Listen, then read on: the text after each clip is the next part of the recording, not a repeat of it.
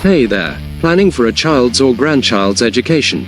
Funding a Fidelity 529 college savings plan is a tax-advantaged way to invest for future tuition, room, and board. Welcome back to Guide with Samuel. Here's the simple way to fund it. First, you need to open a 529 plan account.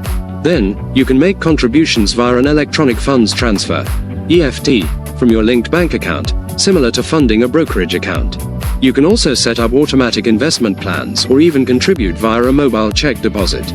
Gift contributions from family members are also easily facilitated through Fidelity's gifting tool. My crucial pro tip: set up automatic monthly contributions. Treat the 529 like a non-negotiable bill. Even small, regular amounts invested over 18 years can grow significantly thanks to compounding, making college costs much more manageable. That's how you build a dedicated educational fund systematically. Are you saving for a child's education, or did someone save for yours? Share your experience below.